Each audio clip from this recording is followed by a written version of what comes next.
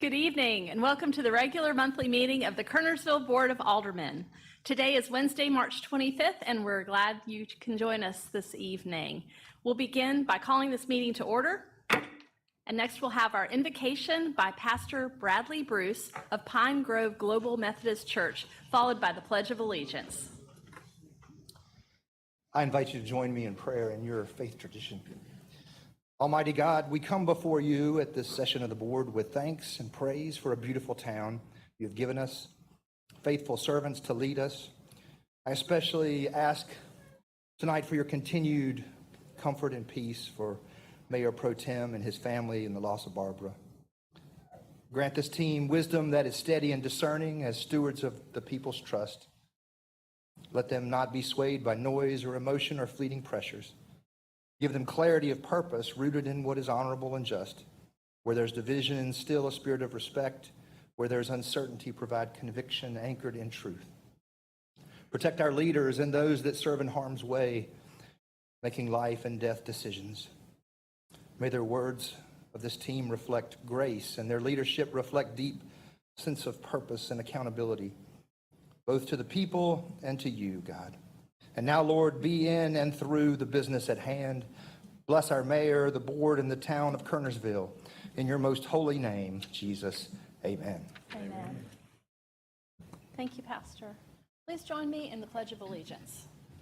I pledge allegiance to the flag of the United States of America and to the republic for which it stands, one nation under God, indivisible, with liberty and justice for all. Thank you. You may be seated.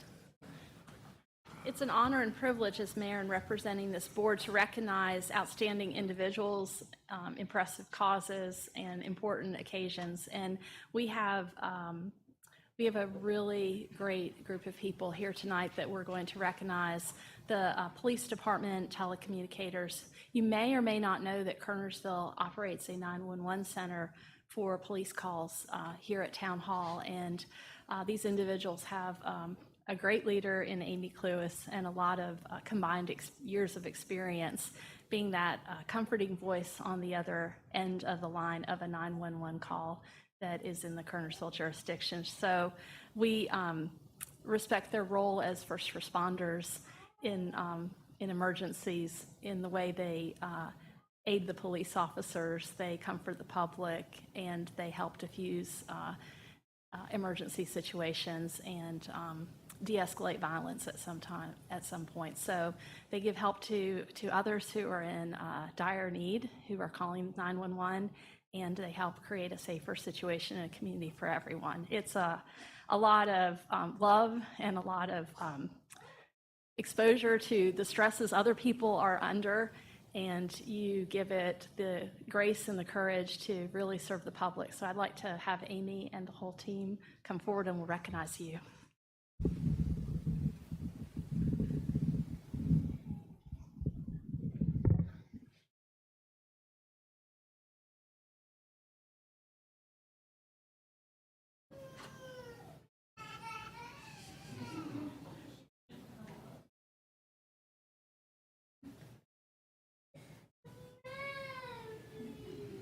The best part of all of this is myself included have, had families and children and all the great experiences. They all grow up, so it's okay to be sad sometimes.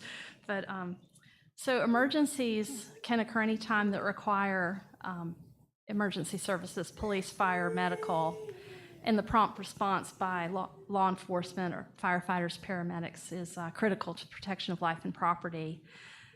These dispatchers are the first contact our citizens have with emergency services and a vital link for the first responders. Public safety dispatchers are more than a calm and reassuring voice at the other end of the phone.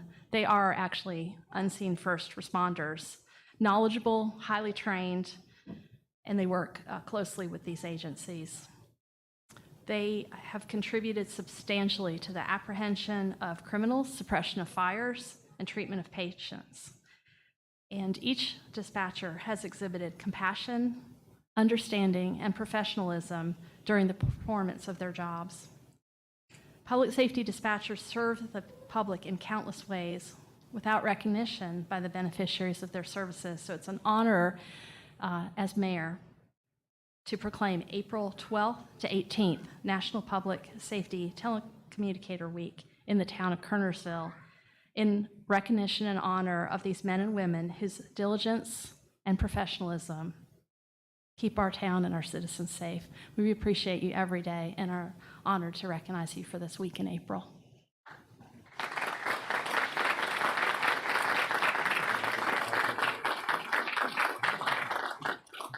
I want to thank Mayor Morgan and Chief Tilley and Assistant Chief Merritts and Curtis, the whole board. Just thank you so much for this recognition. I can't brag enough on this team. I've been with the town for 14 years now, and I think that we have the best team ever. That's my opinion. But this is a wonderful group of people, and I couldn't do my job without them, and I appreciate them.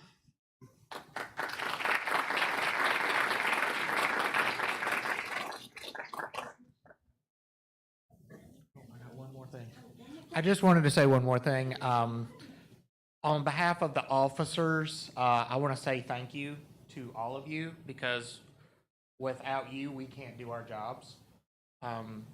Jeff, I've known you a long time. You're fantastic. Thomas, you guys, Amanda, just so fantastic. I love all of you. Thank you for welcoming me over to this side internally, and I appreciate the hard work that you do, and I appreciate your families and allowing you to continue to be with us. Thank you.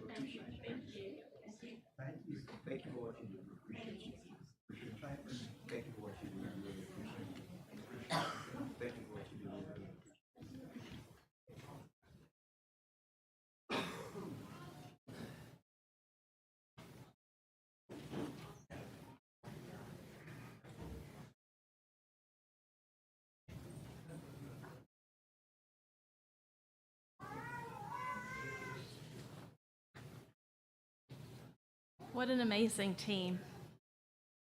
And next, we are going to, on the agenda, we are going to recognize Arbor Day in the town of Kernersville, and Ernie Pages, Director of Parks and Rec, is going to step forward to accept this proclamation. As you know, it's a national holiday. It's been started in 1872 by a journalist, J. Sterling Morton. He was concerned about development back in 1872 and the number of trees that were cut down in Nebraska for development. So the trees have a lot of value in our community, and we have a lot of programs to enhance the natural environment by adding trees to our community, preserving existing trees, and taking care of the trees that we have. So in recognition of this, Kernersville will join the nation in celebrating Arbor Day, and our celebration is April 24th. And Ernie will tell us a little more about it. And also, you may remember off the top of your head, we talked about this before. I don't think people are talking much about the number of trees we planted at Ivy Redmond Sports Complex in connection with the new Recreation and Event Center. So if you can talk a little bit about some of the things we've done recently for the tree cover in this community. Happily, yes. So the Recreation and Event Center project, we ended up planting right around 54 trees lining both Union Cross and Shields, and then that doesn't count the number of trees that we planted inside the parking lots and the medians. So I believe there's another 24 trees, so in all about, 70, my math is off, 78 trees in total that are growing.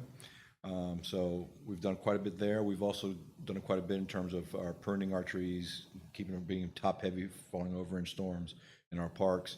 And then when we do find trees that are ill or dying, we take those out and replace them with something that's either a hardwood tree like an oak or an elm, or a ceremonial tree like a crepe myrtle or something of that nature. So we do an active job trying to maintain our tree canopy all year long. So Anything special this year for? this year we've been planning the 155, so we've been full go on that. April 11th, but if we will plan to do something down the line to honor Arbor Day. Thank you. Thank you. Thank you, Ernie. Thank you very much. And while you're up here, do you Yes. want to go ahead and give a quick update about Yes. April 11th? So April 11th, we will be celebrating Kernersville 155, America 250. In the morning from 10 to 2, we'll have a host of activities in downtown, starting with a 10 to 2 vendor fair at Harmon Park and the Historical Village at the museum. The museum will also be open for tours. We have the historical documents to be viewed at the Visitor Center next to the Kerner's Folly. In the garden is the 15th year anniversary of the Paul J. Senior Botanical Garden, so they will have free tours, a plant sale, and a farm-to-table cooking expo, along with a beer and wine. You hear me? Yes. Okay. And at 12 o'clock, the Chamber will be hosting a cake cutting for the public to have cake squares. What else is there? At Founders Park. Is there anything else I'm missing during the day? All right, and then at night, starting at 5, we have a concert, fireworks, and drone show starting at 5 at Ivy Ribbon Sports Complex. We'll have Joey Cohn as the opening act, Alec Ottaway as the middle act, and then our final headliner will be Little Texas. So, and that's a free event, but we will charge for parking to offset some costs. So, Thank you, you're Ernie. very welcome. Thank you. Thank you. Appreciate it. Thank you, everyone.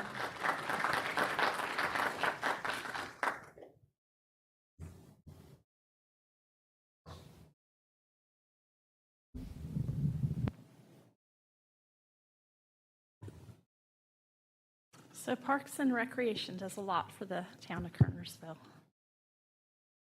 The county has just announced that there's a America 250 committee for Forsyth County, and they've just announced that they are launching a website with other events and activities throughout the triad during the year. But I think that this may be the first major event that has been held in celebration of America 250 in Forsyth County coming up April 11th. So there is that website that is launching by Forsyth County so people can find out a lot of things that are happening from now till the end of the year in celebration of our nation's semi-quincentennial, the 250th birthday. All right, moving on, we have a public session, and the first item on it is speakers from the floor. Is there anyone who'd like to address the board on an item not otherwise covered on the agenda? All right, seeing none, we will move on to item 1B, which is the 2025 annual reports and 2026 budget requests. We've heard these at other meetings, but tonight we are honored to have Kernersville Little Theater. So I'd like to recognize Brian Albrecht and April Lancaster.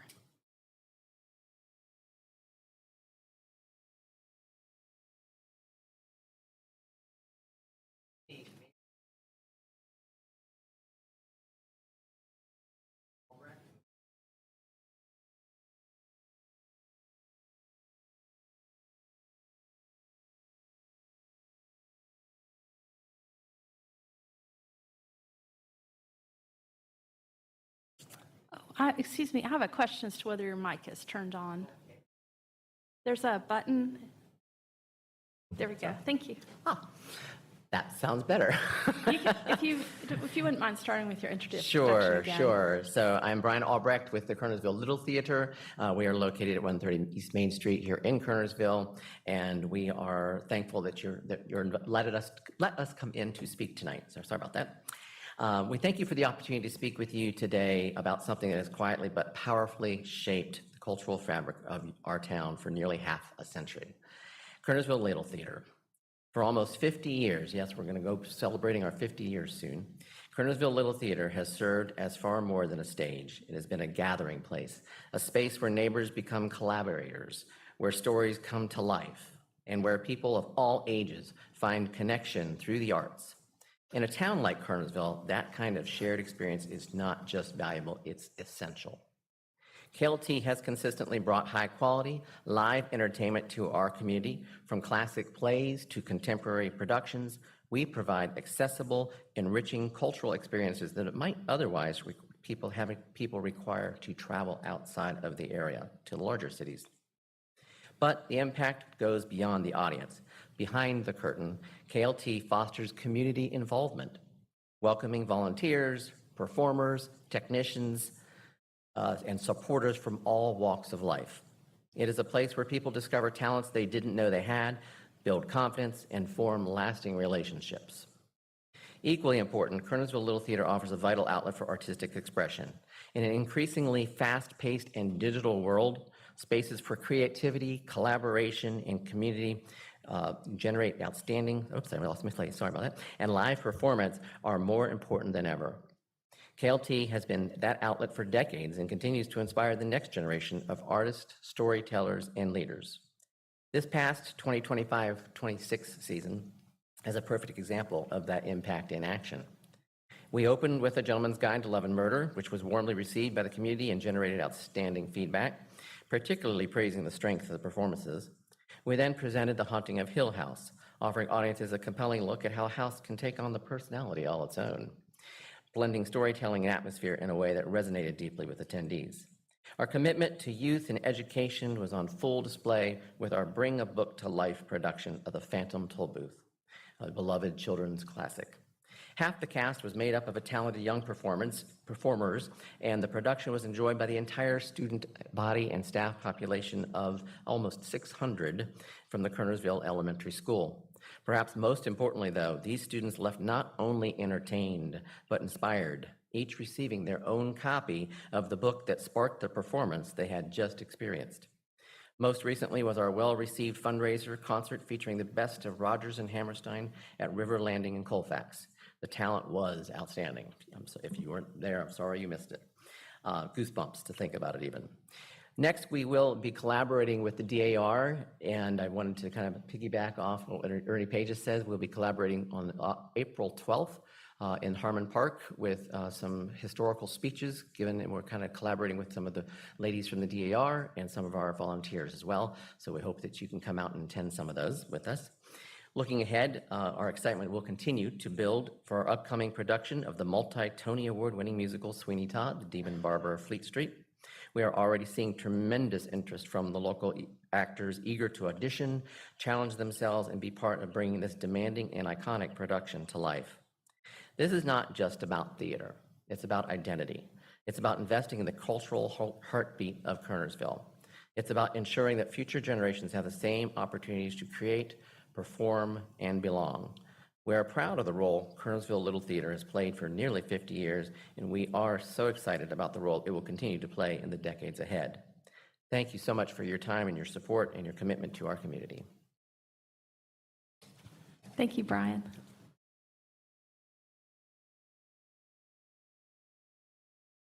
All right, were there any questions of Brian?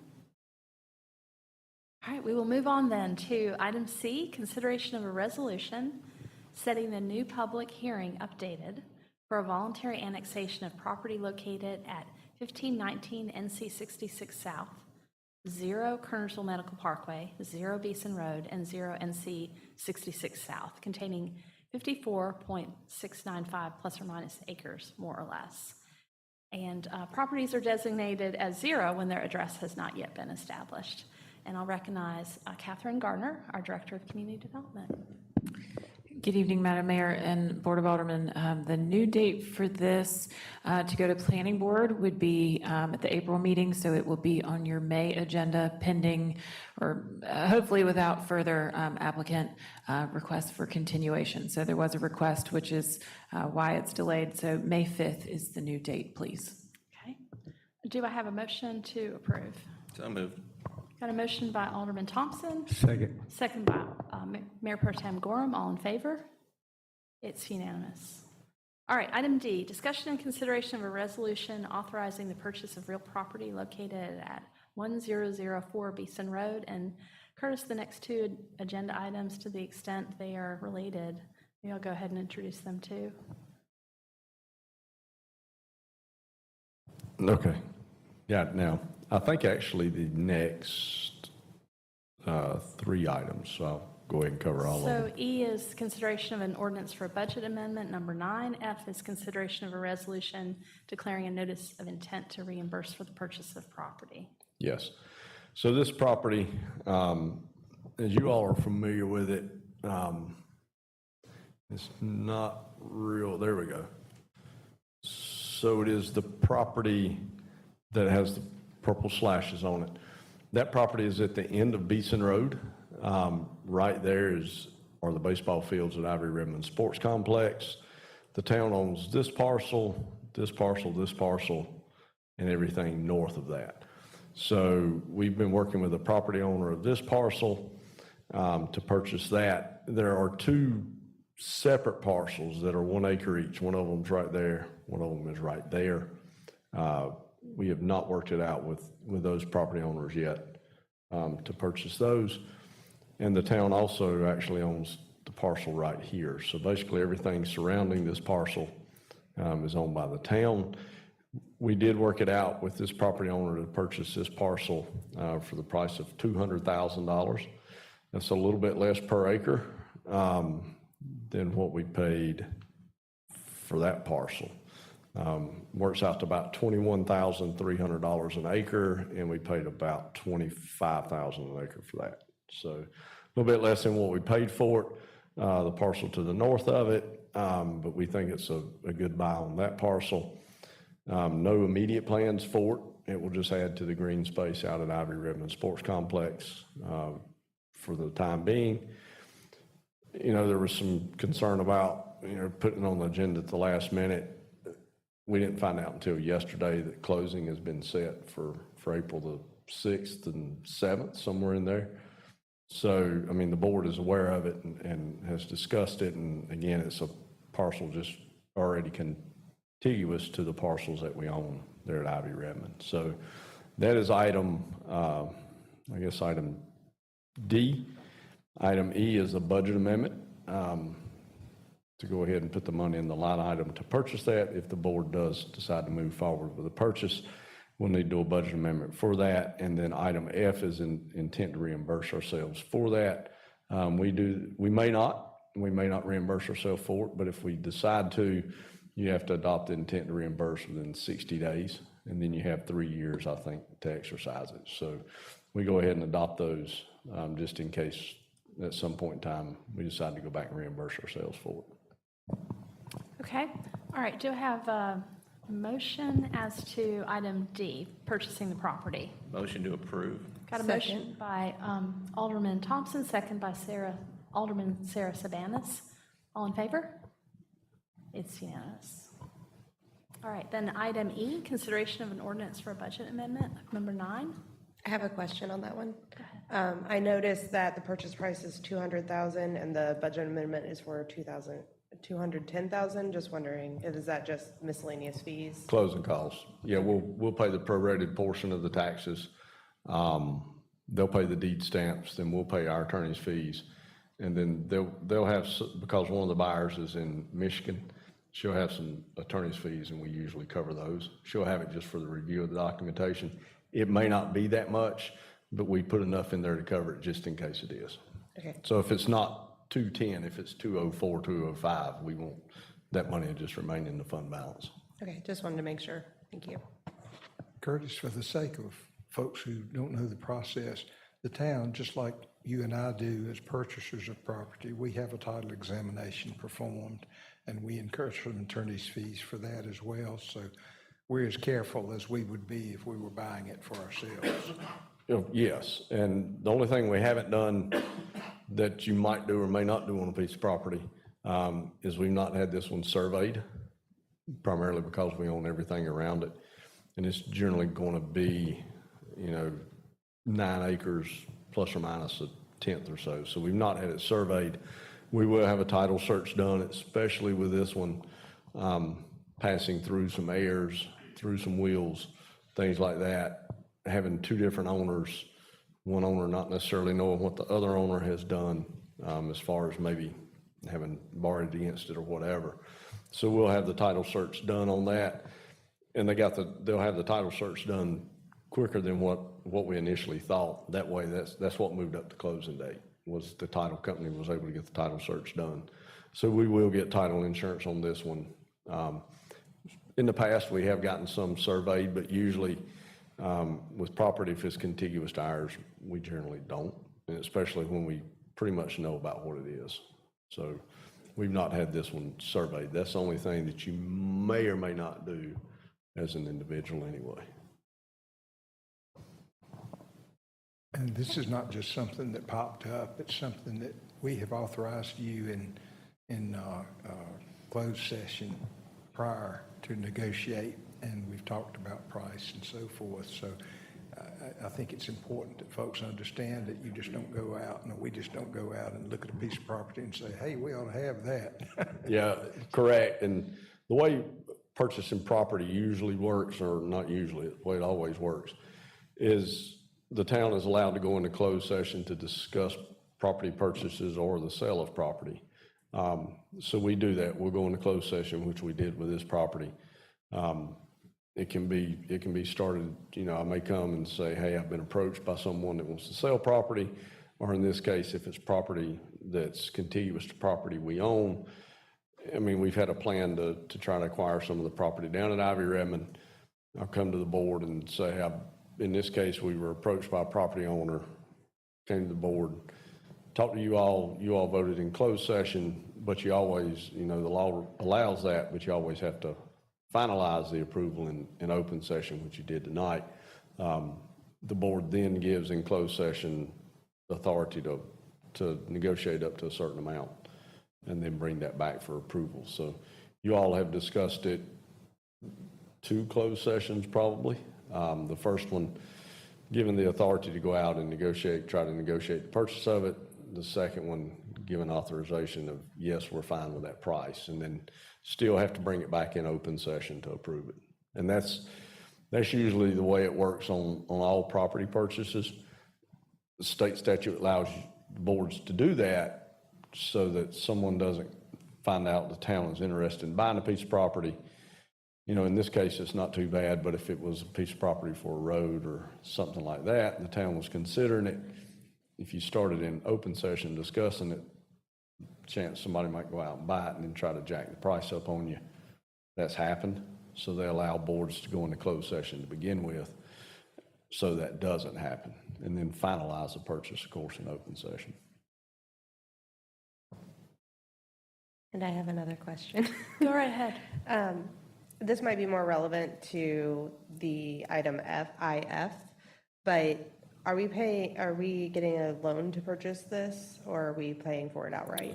We are not right now. We're paying for it outright, using the general fund balance.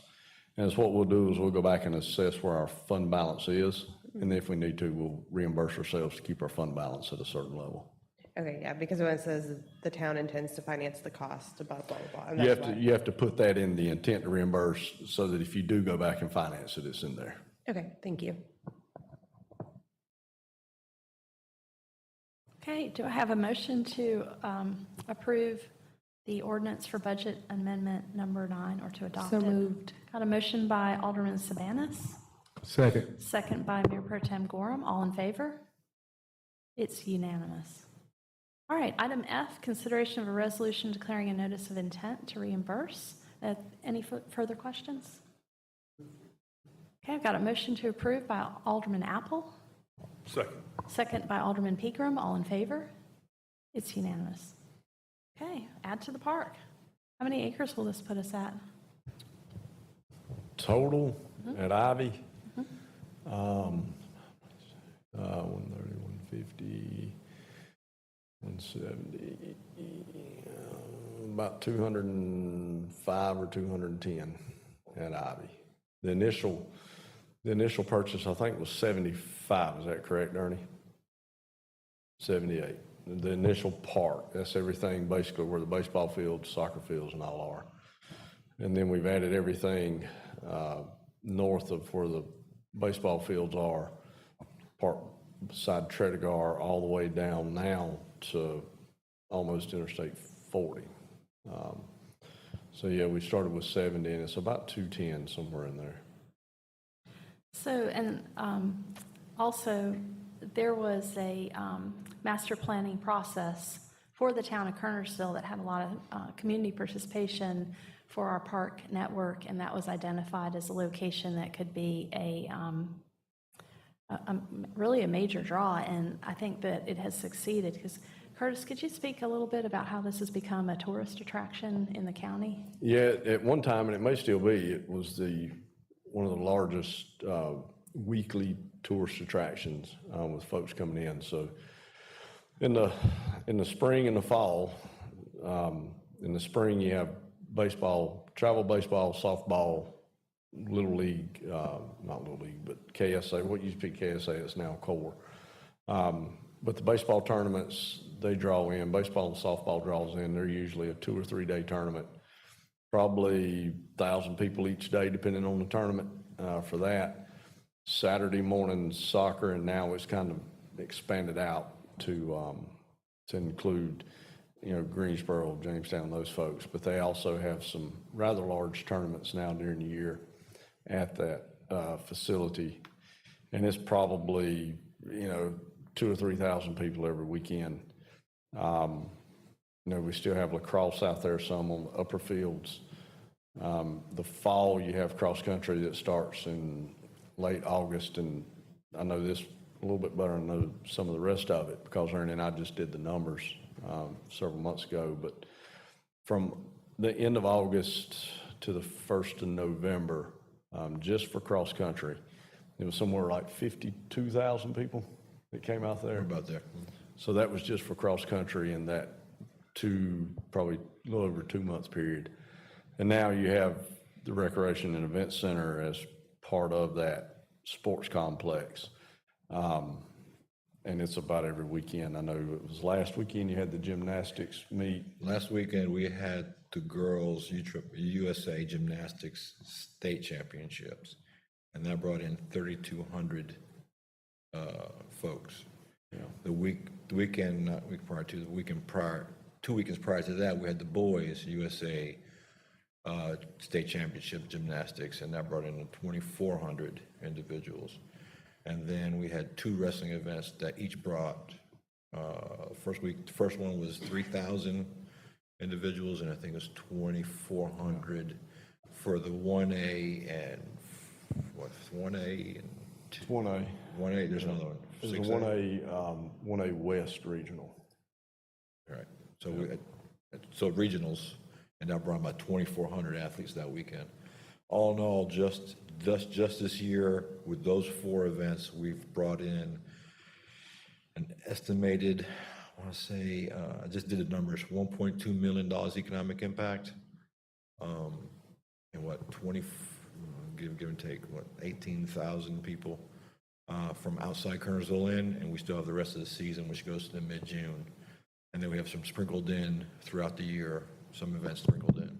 One of the big ones we have coming in this year is a USA boxing event. It's a it's a ranking system. The rankings then imply overtime if you get invited to the Olympic trials for boxing. And we've got, so far, the last time we've heard from the promoter, we've had teams coming from Ireland, Scotland, London, Africa, and the Caribbean for that event. So it's been very successful, and that's just the building. And then that doesn't count cross country, like Curtis alluded to, and then baseball is every weekend. Then they travel in for baseball. How many years have we hosted the state cross-country tournament? I want to say we're at 13, 16. Yeah, 16. Okay. For 16 years, we've hosted the state cross-country tournament there at Ivy Redmond as well, so. Correct. I think we just got the numbers on that. I think it was about 7,000 or 8,000 people for that. It's a little bit lower, but they split it into 2 days, so that made Friday was a little bit of a tough day. trying to get them to go back to one day on Saturday. So it brought in about 7,000 or 8,000 folks when you count the runners and everything, because it had, I don't know, I figured I think 1,500 runners maybe across 2 days. But the biggest one by far is one on Friday night in September. So And that's Friday Night Lights. yeah. Yeah, and last year, I use Placer AI. It's a cell phone or a cellular device tracking system. They use 375 different programs that they track. But using that, you can find out where your folks come from, how long they stay, their shopping habits, that kind of stuff. Helps you track for these instances. So last year in total, when I ran all of Ivy Redmond, the full calendar year, we've had the furthest point that anybody's traveled to Kernersville was Alaska. So that's a pretty good draw. So No chance Amazing. we're going to get sled dog meat coming to Ivy Redmond. if I can create some snow, I will. That's what's held us back. We've not figured out how to create that much snow. We would have been able to hold it this year, though, one weekend anyway. Thank you for the update. And of course, the park's available for children to play in with the playground there and for people to walk in, run in. And there's even a dog park there. So it's available for our residents as well. Just to touch on that point, I know we make a big deal of the tourism stuff on the weekends, but during the week, we host middle school soccer, we do middle school baseball, softball, we've got our leagues, softball leagues. We've started boys and girls flag football, so throughout the week, the park is full with local activity as well, so. Thank you. You're welcome. All right, moving on. Is there anything else we need to do as to that parkland? No, ma'am, that's all. Okay, we'll move on to the consent agenda. These matters are considered to be routine and will be enacted by one motion with no separate discussion unless a board member or citizen so requests. A is approval of minutes for the February 25th regular meeting. B, approval of minutes for the March 3rd regular meeting. C is Forsyth County tax refunds. Is there anyone in the audience or anyone on the board who'd like to see any of these items removed? If not, do I have a motion to adopt the consent? Second. Got a motion by Alderman Thompson, second by Mayor Pro Tem Gorham. All in favor? It's unanimous. All right, Curtis, we are to the town manager's report. I don't have anything, but I will point out something that you all just voted on it's in the consent agenda, so you may or may not see it, but the Forsyth County tax refunds, they have been larger than normal from years past. This one in particular was $38,036. They generally run about $200 or $300. But we are seeing this, and I have a feeling we're going to continue seeing it be a pretty big refund for the next several months. It's what this is it's where folks have appealed their property values when they did the revaluation. They're just now getting through the cycle to get all of those. So we'll start seeing them, be pretty significant probably for the next few months. But these are the property values that were reduced. They went in, they appealed it, so they got their property tax value lowered, which in turn lowered the amount of tax they owe, and we have to refund it back if they were basically due a refund. It's been interesting to see some of them. Keith and I checked on one last month that was rather large. And I think the value of the property in 24-25 was like $4.3 million. 25-26, they raised it to 4.6 or 4.7. They appealed the value of it. And so they adjusted the value, but they adjusted it to less than what it was before it was revalued. So it went from 4.3 down to 4.1. So not only did they get it adjusted and lowered, they got it lowered below what it was to begin with. And so, we don't have any control over that. This board doesn't have any control over it. It's the tax office review and equalization board if they go that far. So, just kind of pay attention to them when you see them. There's normally, if we have any, it's just a couple of them that we may refund here or there. But I think last month it was 12,000. somewhere in there about 12 or 13,000. This month it's 38,000, and they've told us that it's pretty heavy in the next 2 or 3 months. Do we have similar impact? I know Guilford County is now going through their revaluation process. What was the first? I didn't hear. Guilford County, do we have any impact from the Guilford County reappraisals that they've gone through in the last few months? Do we have any what? Impact. In other words, do we have a similar Yeah, refund? not yet, because they've not paid the taxes. They're doing the reassessment. Their tax bills will hit in August of this year, so it'll be August 26. They will make those appeals, but they'll still have to pay the property tax. They won't hear the appeals probably until early 27. So next year will be when we see Guilford County, but we're not anticipating it being as many or as much. Now, let me rephrase that. As many. It could be as much, because we've got some pretty significant buildings and property tax in Guilford. But it won't be as many, because there's not as much property in Guilford County. And from what we've heard, Guilford County is kind of along the same lines what Forsyth did. It's the biggest changes in value deal with residential, and most of what we have in Guilford is commercial or industrial. But that does not mean they won't appeal it and get it reduced. But we've not seen any from that yet, and we've not heard anything out of it like we did for Forsyth County, because we've only got one residential neighborhood in Guilford County, and it's only half of one. The rest of what we have is commercial.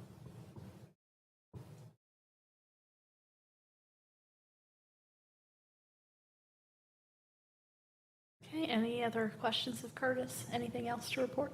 No, ma'am. Okay. Now I'll recognize Ed Powell. Madam Mayor, I do not have a report tonight, except to say briefly that members of the board and Curtis and I went to the National League of Cities, and we heard from some very good reports from various speakers at the conference, and also met with 2 different congressmen up there and had a good meeting with them. And we also enjoyed getting to know each other better with the 2 new members that we have, that we had an opportunity to be together for 4 days. And that was a very, very enjoyable for all of us, I think. And that's the extent of my report. And also, we do have need for a closed session tonight.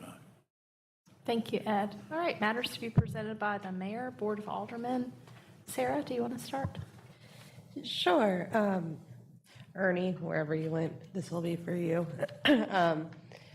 What is the price differential now with the new headliner for the America 250, Kernersville 155?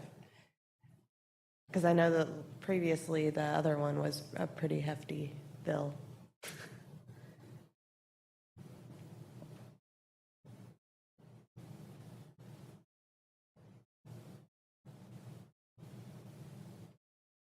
So the cost is exactly the same. So Little Texas came in at around the same cost that the previous headliner would have been. The production is one cost, which is your stage and lights, sound, all that, and that's the set price. And then so you pay the production is one cost, and then the headline band is a different cost, and it all came out about the same. Okay, I was just curious because I know that was Yeah, part of the parking fees too. Yeah, so that was a stressful situation trying to find one that fit within that same budget. But Oh, yeah, I'm sure. Yeah, so Right, thank you. Other than that, I did really enjoy the trip to Washington, D.C. for the National League of Cities Congressional City Conference. Enjoyed spending time with my fellow aldermen and Curtis and Mr. Powell.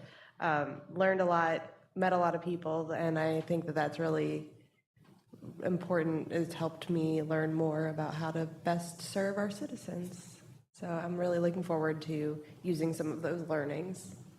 That's all. Thank you. Thank you. Mr. Apple? Mayor, I just want to tell folks that you made a really good selection in our new alderman, and Alderman Pigram and Alderman Sabanis. It became very obvious during our meetings with our congressmen that they came loaded for bear. They came asking them about specific bills in the House by number and by subject. And the congressmen were sort of looking at the rest of us and we kind of, but they very well represented the citizens in the town and represented the town and our board. And I certainly want to compliment that they made a really good impression on our Congress people. So thank you both. Sarah's the one alderman that probably can tell you how high a light pole is at a hotel that's glaring on a neighborhood. So we were very proud to be serving with them. Thank you, Bill. Anything else? Okay. General Gorham? No comment. Alderman Pickram? I just wanted to echo, I appreciate the opportunity to go and represent Kernersville in DC at the convention. So learned a lot from there. Alderman Thompson? Nothing, thank you. Thank you. And I would just like to remind and invite everybody to the Kernersville 155 America 250 celebration, April 11th. We have our own website set up for kvl155.com, and that'll be an important location if there's any updates to the schedule. But it looks like the full morning of activities, a cake. Thank you to the Chamber of Commerce for bringing Kernersville's birthday cake at the Founders Park, which is there at Main and Mountain Streets at noon. And then the live music, drone show, fireworks, and food truck festival in the evening. And we have also started planning for the annual Juneteenth, which will be on Friday, June 19th. So we have two very important celebrations scheduled and coming up. And of course, don't forget about our Spring Folly, the first weekend in May that the Chamber puts on, 4th of July Parade, Honeybee Festival, and the Veterans Parade. So we've got a lot going on in the town of Kernersville. We appreciate everybody joining us for this meeting, and I do think we need a closed session, so if I could have a motion for that. Madam Mayor, pursuant to North Carolina General Statute 143-318.11A3, I move that the board go into closed session to consult with an attorney employed or retained by the public body in order to preserve the attorney-client privilege between the attorney and the public body, which privilege is hereby acknowledged. Okay, I have a motion. Second. I have got a motion by Alderman Savannah, second by Alderman Apple. All in favor? It's unanimous.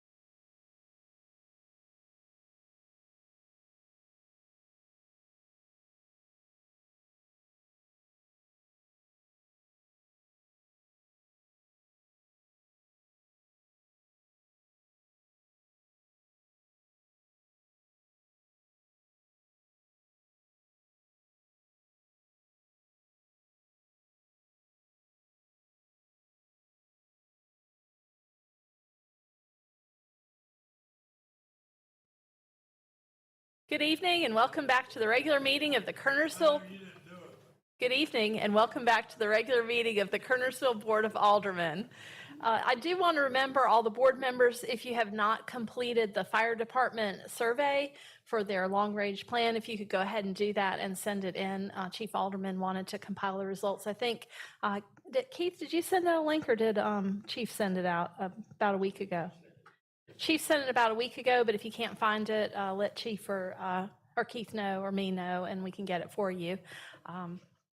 And again, looking forward to seeing everyone at the upcoming Kernersville celebrations. Is there any further business before the board this evening? Motion to adjourn. Okay, I've got a motion to adjourn by Alderman Thompson and a second Second. by Mayor Pro Tem Gorham. All in favor? It's unanimous. This meeting is now adjourned. Thank you for joining us.